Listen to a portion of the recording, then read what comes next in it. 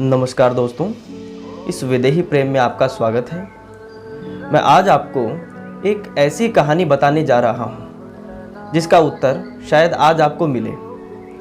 ये कहानी है भगवान श्री राम की। भगवान श्री राम को जब 14 वर्ष का वनवास होता है, वे अपनी पत्नी माता सीता और अपने छोटे भाई लक्ष्मण के साथ जंगल में 14 वर्ष का वनवास काटने जाते हैं। उस 14 वर्ष में माता सीता को रावण के द्वारा अपहरण कर लिया जाता है। माता सीता की तलाश में वे वन वन भटकते हैं तो कहीं एक पर्वत से उन्हें आवाज़ सुनाई देती है, राम हे राम राम। तो वे वहाँ जाकर देखते हैं कि ये आवाज़ किसकी है। जैसे ही वे किष्किंधा पर्वत पर जाते हैं तो एक बूढ़ी औरत, वह बूढ़ी औरत वास्तव में भीलनी होती है जिसका नाम शबरी था। तो वे वहाँ उसके पास जाते हैं, हाथ जोड़कर बोलते हैं, माता आप राम राम क्यों बोल रही हो? तब उसने कहा कि राम से ही मेरी सुबह होती है, राम से ही मेरी शाम होती है। तो उसने परिचय पूछा कि आप कौन? तब इन्होंने उत्तर दिया कि मैं अवधपति अयोध्यापति राम हूँ और ये मेरे छोटे भाई लक्ष्मण हैं। तो जैसे ही उनके मुख से राम नाम सुनती है तो वो बूढ़ी औरत शबरी, उनकी आंखों में चमक आ जाती है। वे टोकरी साइड में रखती हैं और हाथ जोड़कर उन्हें प्रणाम करती है। भगवान श्री राम उन्हें सम्मानपूर्वक ऊपर उठाते हैं। शबरी उन्हें अपनी कुटिया में ले जाती है और वहाँ पर उनका आदर सत्कार करती है। जैसे कि भारतीय परंपरा है अतिथि देवो भव, उसी तरीके से वे उनका आदर सत्कार करती है। वे कुटिया के अंदर जाती है और वहाँ से एक टोकरी लेकर आती है। उस टोकरी में बेर रखे होते हैं। वे भगवान से आग्रह करती है, प्रभु श्री राम से आग्रह करती है बेर खाने का। तो बेर देखो वे किस प्रकार से प्रभु श्री राम को खिलाती है। वे बेर को उठाती, चखती, अगर बेर मीठा होता तो प्रभु श्री राम को देती।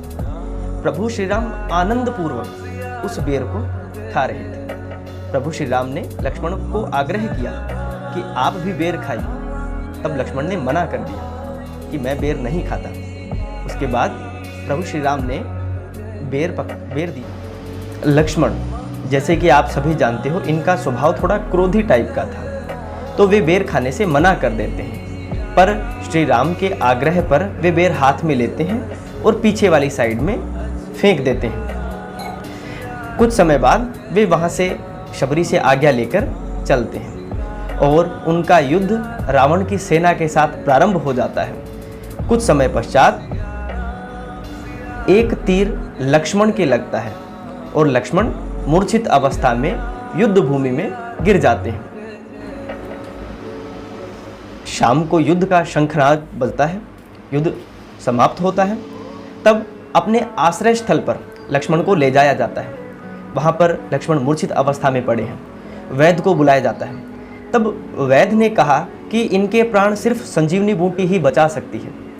अब प्रश्न ये था कि संजीवनी बूटी कौन लाएगा? किसी को संजीवनी बूटी का पता नहीं था।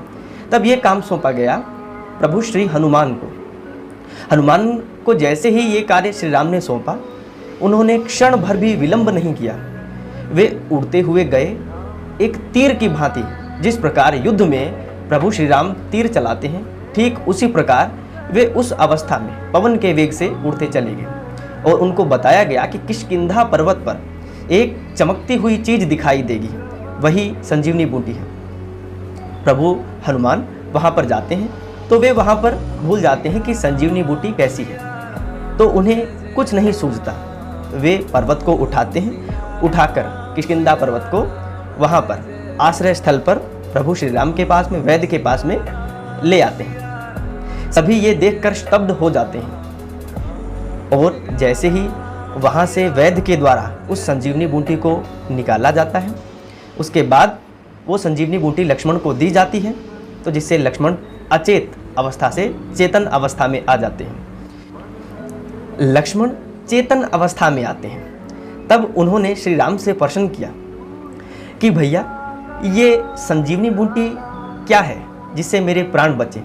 तब प्रभु श्री राम ने मुस्कुराकर जवाब दिया कि भाई, ये संजीवनी बूटी वही है, वही शबरी के जूठे बेर हैं जो तुमने उस समय नहीं खाए थे। आज उन्हीं की वजह से तुम्हारी जान बची या तुम्हारे प्राण बचे। तो लक्ष्मण प्रसन्न अवस्था के अंदर आंख बंद करके शबरी माता का तहे दिल से धन्यवाद दे रहे हैं। ये कहानी हमें बताती है कि जो हमारे कर्म में लिखा है वो हमें मिलकर ही रहता है। अगर उस समय लक्ष्मण उन बेरों को खा लेते तो शायद जो आज ये दिन था ये दिन नहीं होता। धन्यवाद दोस्तों।